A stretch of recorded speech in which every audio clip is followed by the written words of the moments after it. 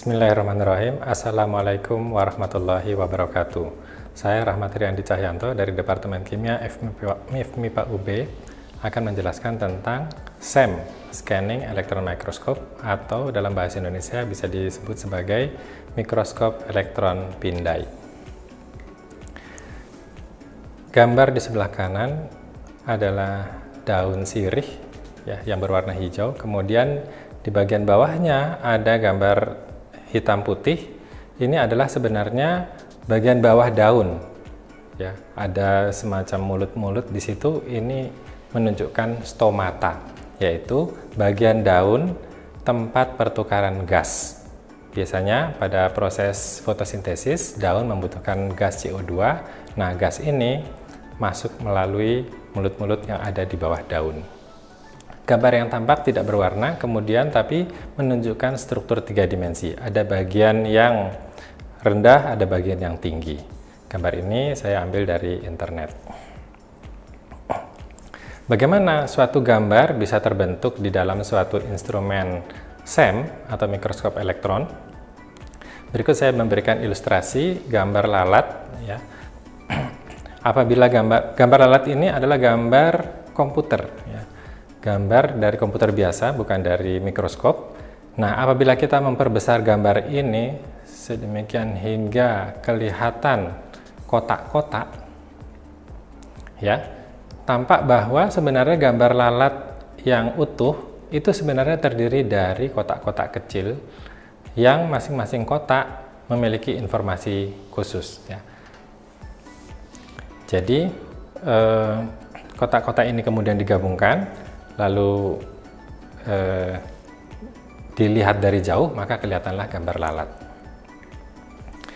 Setiap kotak atau kita sebut sebagai sel mengandung informasi antara lain satu, lokasi atau koordinat X dan Y, di mana posisi kotak itu masing-masing. Jadi tidak ada dua kotak yang memiliki koordinat X dan Y yang sama.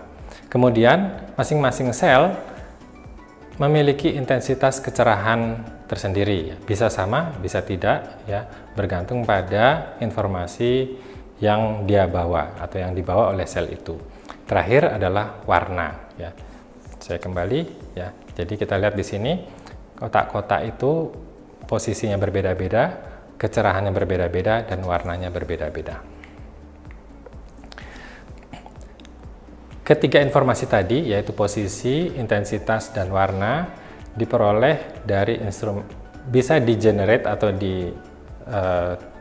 ditimbulkan oleh suatu instrumen SEM, yang instrumen itu terdiri dari beberapa komponen. Pertama adalah elektron gun atau penghasil sinar elektron, dia letaknya di bagian atas. Kemudian ada condenser lens atau kondensor, pengumpul sinar elektron. Lalu ada objective lens atau lensa magnetik yang memfokuskan sinar elektron agar menjadi sinar berkas yang sangat kecil. Lalu ada beam deflector coils. Guna dari deflector coil ini atau kumparan pengarah adalah membelok-belokkan sinar elektron hingga menuju ke titik tertentu dari sampel. Sampel ada di bawah. Nah, ini yang kemudian nanti ditumbuk oleh sinar elektron yang datang dari atas. Lalu ada detektor, fungsinya adalah menangkap dampak dari sampel yang sudah terkena sinar elektron. Dampaknya berupa pertama elektron itu sendiri, yang kedua adalah sinar X. Ya. Lalu ada unit pengolah, di sini gambar diolah, ya, dan akhirnya ditampilkan pada layar. Mari kita bahas satu persatu. Pertama, elektron gun atau penghasil sinar elektron. Teknologi yang mutakhir menggunakan kristal wolfram. Ya. Ujungnya sangat kecil, berdiameter sekecil 100 nanometer. Kristal ini diberi muatan negatif, kemudian di bagian bawahnya ada semacam cincin yang diberi muatan positif. Perbedaan potensial di antara kedua bagian ini adalah mencapai 5000 volt. Akibat muatan positif yang sangat besar di bagian bawah, maka wolfram yang bermuatan negatif akan melepaskan elektron yang cukup banyak, ya, tertarik oleh muatan positif yang ada di cincin. Maka sebagian elektron akan menumbuk cincin dan sebagian lagi lolos melalui lubang yang ada di bawah. Setelah sinar elektron dihasilkan oleh elektron gun, maka sinar elektron ini harus dikumpulkan agar arahnya terfokus ke bawah. Maksudnya arahnya menjadi satu arah ke bawah, ya, menggunakan kumparan magnetik. Setelah itu, setelah terkumpul, ya, kumparan magnet ini, kondensor ini ada di bagian atas, ya. Lalu di bagian bawah ada gambar yang serupa bentuknya, tapi dia difungsikan sebagai lensa magnetik. Fungsinya adalah memfokuskan sinar elektron menjadi lebih kecil lagi, menjadi suatu titik yang sangat kecil, ya, bisa mencapai 1 nanometer.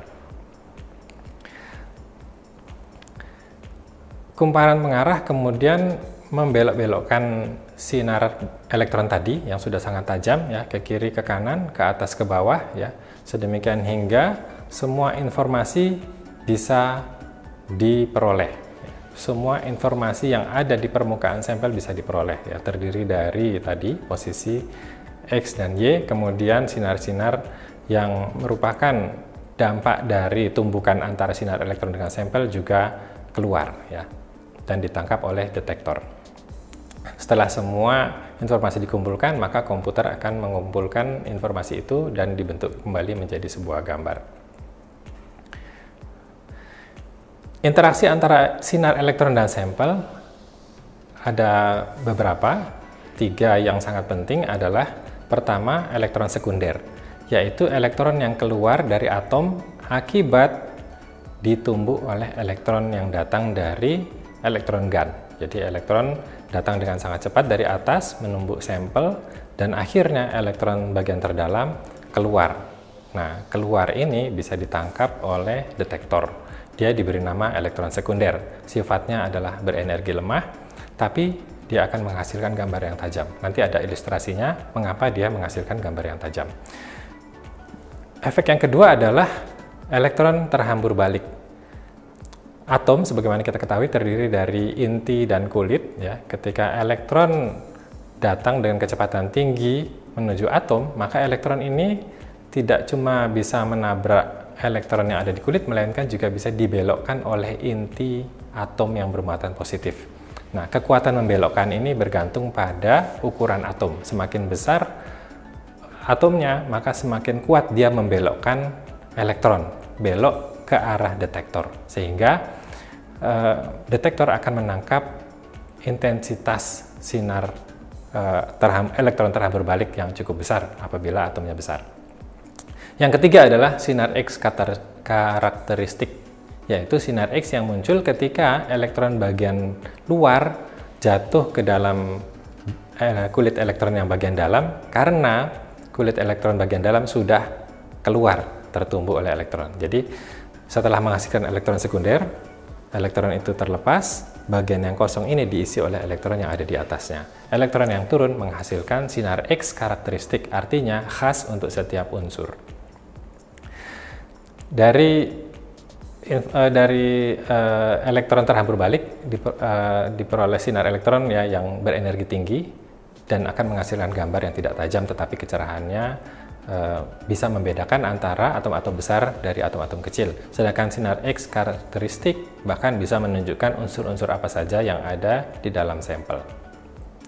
Ini adalah ilustrasi model atom, ya. Jadi di tengah itu adalah inti, kemudian dia dikelilingi oleh kulit-kulit. Nah, tadi apabila ada sinar elektron menumbuk elektron bagian dalam, elektron yang ada di kulit bagian dalam, elektron itu keluar sebagai elektron sekunder, tempat yang kosong diisi oleh elektron yang bagian luar ke dalam sambil melepaskan sinar X karakteristik. Adapun elektron terhambur balik adalah akibat elektron yang datang dibelokkan oleh inti. Dibelokkan sedemikian hingga mengarah ke detektor.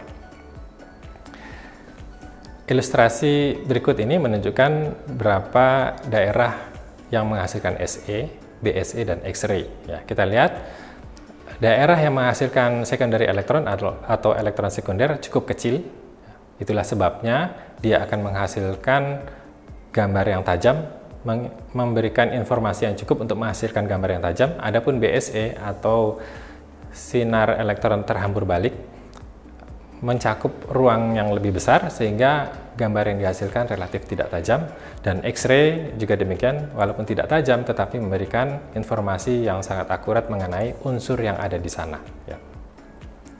Setelah semua informasi dikumpulkan, diolah oleh komputer, maka dapatlah dilihat hasil akhir ya.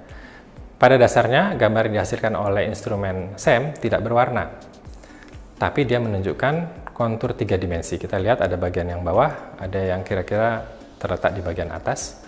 Tapi gambar SEM ini kelihatan berwarna karena apa? Karena warna ditambahkan secara bebas, disesuaikan dengan informasi unsur yang ada di setiap titik. Jadi operatornya mungkin sudah tahu di bagian atas itu ada unsur-unsur ya, yang tersebar di suatu permukaan yang tidak mengandung unsur yang sama ya. Misalnya yang kuning itu misalnya besi, yang hijau misalnya kobal ya. Dia berada di permukaan misalnya suatu matriks silika misalnya ya. Jadi akhirnya oleh operator diberi warna sehingga kelihatanlah bahwa gambar SEM ini berwarna, walaupun sebenarnya pada dasarnya gambar yang dihasilkan adalah tidak berwarna. Demikian yang bisa saya jelaskan mengenai cara kerja instrumen SEM, Scanning Electron Microscope, mikroskop elektron pindai ya. Semoga bermanfaat.